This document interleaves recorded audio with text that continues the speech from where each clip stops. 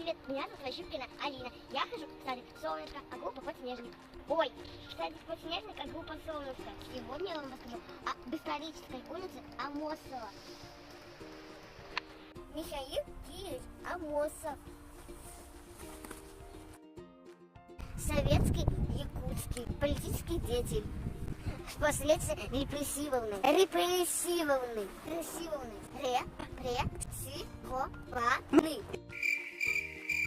В честь него названа эта улица.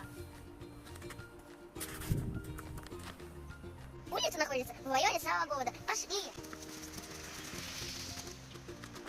Нет, это не самая древняя часть города. А воссозданный исторический квартал. Старый город был уничтожен пожаром. Но реставратору удалось сделать точно копию национального квартала. А вот на этой улице расположен музей под открытым небом. С деревянными застройками. Здесь копия памятников, которые не сохранились до наших дней. А еще тут дорога выложена деревянными чулками. Крупные бревна нарезаны пластами в виде дисков. Ими усана земля по всему старому городу. Почему? Зачем? Как? И это особенность якутской земли. Замыкает вас вечной мерзлоты.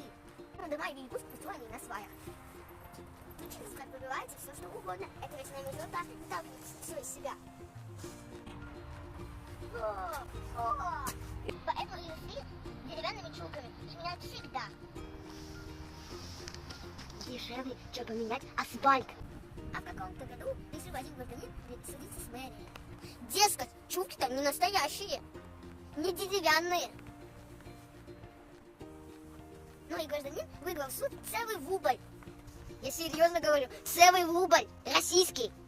А еще на этой улице снимался мой любимый фильм «Елки». Из кружава сделали баньку. Актер Иван Пугов там парился. С этим папой с чистой совестью. Кстати, о совести. А кто не приезжал к нам? Как вы были смонтированы? Вот так вот. С вами была Алина. Всем пока-пока.